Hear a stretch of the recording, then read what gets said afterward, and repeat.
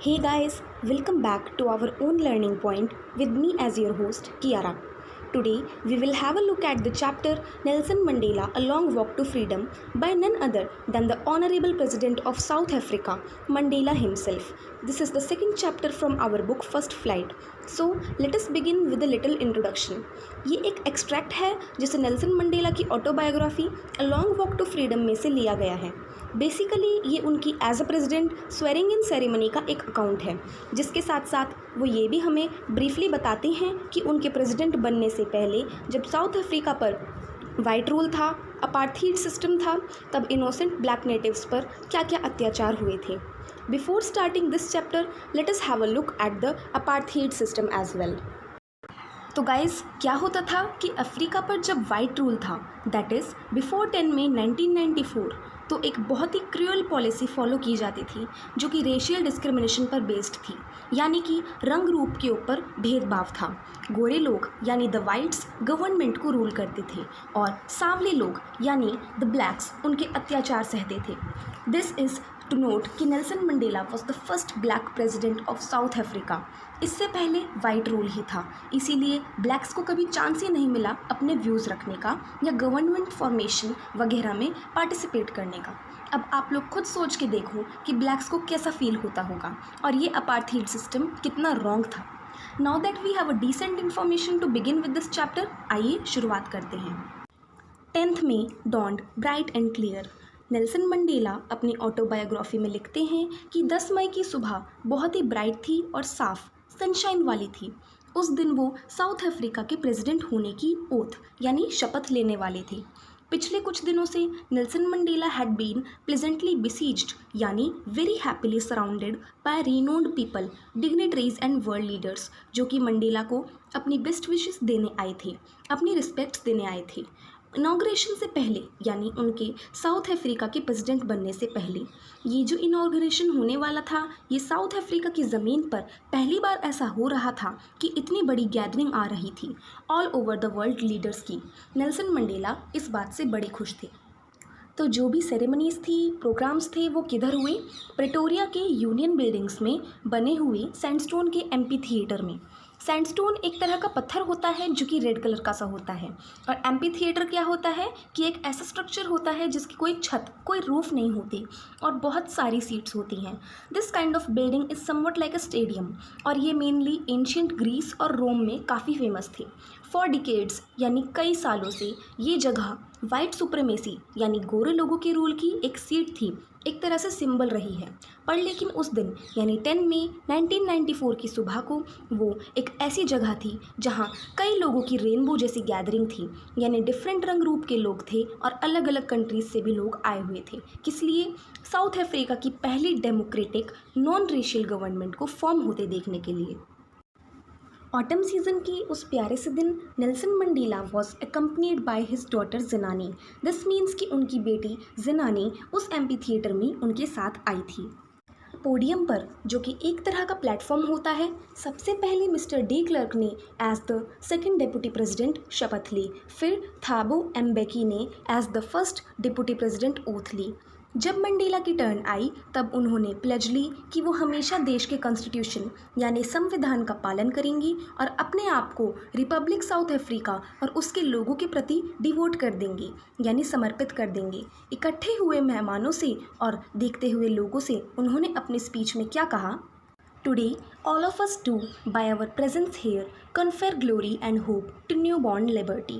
यानी कि हम सब यहाँ अपने शामिल होने से इस नई लिबर्टी यानी फ्रीडम को और ग्लोरीफाई करते हैं और इसे खूब आशाओं से देखते हैं। Out of the experience of an extraordinary human disaster that lasted too long must be born a society of which all humanity will be proud।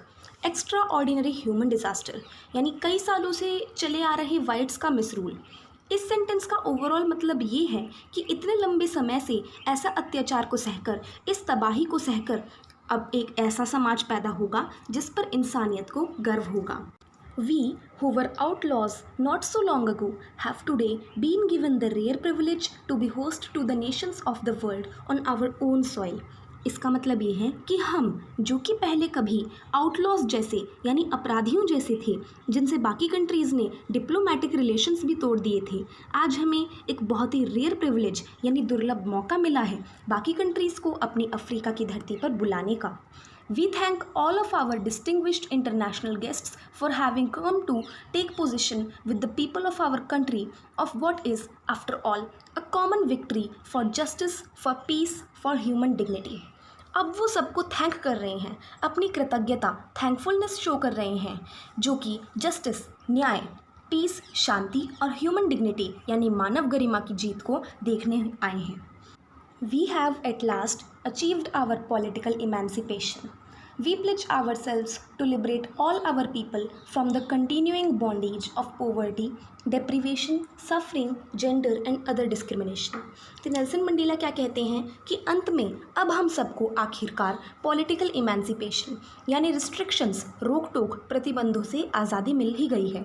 हम प्रतिज्ञा लेते हैं कि हमारे जितने भी लोग पॉवर्टी यानी गरीबी, डेप्रिवेशन यानी नुकसान और सफरिंग यानी दर्द और जेंडर वगैरह के भेदभाव को सह रहे हैं, उनको हम लिबरेट करेंगे यानी उन्हें इन सब से आज़ादी दिलवाएंगे। Never never and never again shall it be that this beautiful land will again experience the oppression of one by another. इसके बाद कभी भी ये सुंदर धरती ऐसा ऑपरेशन यानी अत्याचार सहन नहीं करेगी। The sun shall never set on so glorious a human achievement. इस ग्लोरियस यानी यशस्वी अचीवमेंट पर कभी भी सूरज नहीं ढलेगा। Let freedom reign, God bless Africa. End में वो अपनी स्पीच क्लोज करते हुए कहते हैं कि अब आज़ादी ही राज करेगी और भगवान अफ्रीका का भला करें। अब इस स्पीच के बाद सभी अपनी आंखें उठाकर ऑ से यानी विस्मय से साउथ अफ्रीकन जेट्स के एक स्पेक्टेकुलर अरे यानी इम्प्रेसिव डिस्प्ले को देखते हैं। साथ साथ हेलीकॉप्टर्स और ट्रूप कैरियर्स यानी आर्मी टैंक्स भी परफेक्ट फॉर्मेशन में गुजरते हैं।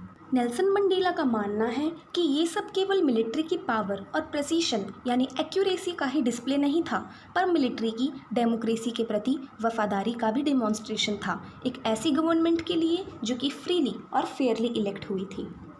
अब मंडेला बोलते हैं कि कुछ ही समय पहले मिलिट्री के जनरल्स और पुलिस ने उन्हें सल्यूट किया था और अपनी लॉयल्टी यानी निष्ठा की कसम भी खाई थी।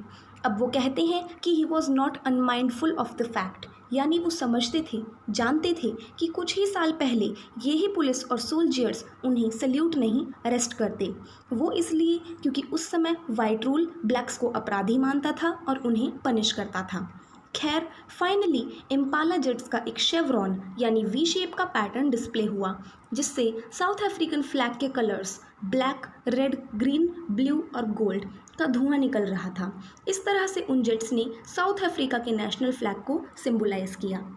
उस दिन को मंडेला के लिए किस चीज़ ने सिंबलाइज किया, स्पेशल बनाया? जब दोनों नेशनल एंथम्स गाए गए। वाइट्स ने एनकोसी साइक्ल आई अफ्रीका गाया और ब्लैक्स ने ओल्ड एंथम डी स्टेम गाया। बेशक उनको इन एंथम्स के लिरिक्स नहीं समझ आ रही थी, पर मंडेला सेज कि जल्द ही उन्हें ये शब्द दिल से याद हो जाएंगे। अपनी स्वेरिंग इन सेरेमनी के दिन मंडेला बहुत ही ओवरवेल्म्ड फील कर रहे थे हिस्ट्री के सेंस के साथ, यानी पिछले समय को याद करके, अपने लोगों के सेक्रीफाइसेस को याद करके बहुत ही इमोशनल हो रहे थे, भाव विभोर हो रहे थे। First decade of the 20th century यानी 1901 से 1910 तक उस कड़वे एंग्लो बोयर वार और मंडेला के जन्म से भी काफ़ी पहले जो वाइट्स थे साउथ अफ्रीका के, उन्होंने अपने डिफरेंस पैचअप कर लिए थे, अपनी खुद की ही एक अलग थिंकिंग बना ली थी और सांवले लोगों के अगेंस्ट एक रेशियल डोमिनेशन का सिस्टम इरेक्ट कर दिया था यानी खड़ा कर दिया था।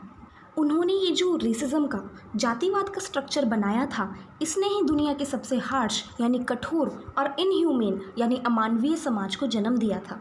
लेकिन last decade of 20th century यानी 1990s में और मंडेला के 80 ईयर्स ओल्ड हो जाने पर इस सिस्टम को हमेशा के लिए ख़त्म कर दिया गया और उसको एक ऐसी डेमोक्रेसी से रिप्लेस कर दिया गया जो कि सभी लोगों के राइट्स को, अधिकारों को रिकॉग्नाइज करता है और उनकी आज़ादी का ख्याल भी रखता है, चाहे उनकी स्किन का कलर जैसा भी हो। यानी कि अपार्थाइड पॉलिसी ख़त्म हो गई है। वो दिन यानी साउथ अफ्रीका को जब इंडिपेंडेंस मिली, ऐसे ही नहीं आया था।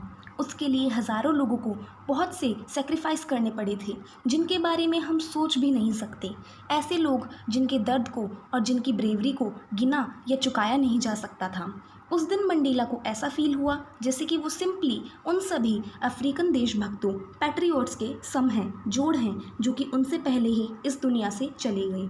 उन्हें ऐसा लगता है कि इन नोबल पीपल यानी महान लोगों की लाइन ख़त्म नहीं हुई, उनके साथ ही रिज्यूम हुई है। आई वॉज पेन्ड यानी नेल्सन मंडेला को इस बारे में सोचने पर बहुत हर्ट फील होता था, दुख होता था कि वो उन महान देशभक्तों को धन्यवाद नहीं कर पाए और वो लोग अपनी मेहनत, अपने बलिदानों का ये रिज़ल्ट नहीं देख पाए। गाइस, इसी के साथ हम ये वीडियो इस पॉइंट पर एंड करते हैं। आई नो ये काफ़ी लेंदी प्लस डिफ़िकल्ट चैप्टर भी है, इसीलिए इसे बनाने में मुझे भी काफ़ी टाइम लग गया। इसका पार्ट 2 मैं कोशिश करूँगी कि जल्द ही अपलोड कर दूँ और फिर उसका लिंक भी इस पार्ट 1 के डिस्क्रिप्शन में डाल दूँगी। आई होप कि ये आपको अब कुछ क्लियर हुआ होगा। अगर पसंद आए तो लाइक करें और कमेंट भी ज़रूर करें। डाउट्स हो तो बिल्कुल भी हेजिटेट मत करना और पूछ लेना कमेंट सेक्शन में। इसी के साथ अलविदा दोस्तों, अब इसके पार्ट 2 में ही दोबारा बात होगी। उम्मीद करती हूँ कि आपको मेरा समझाना पसंद आया होगा।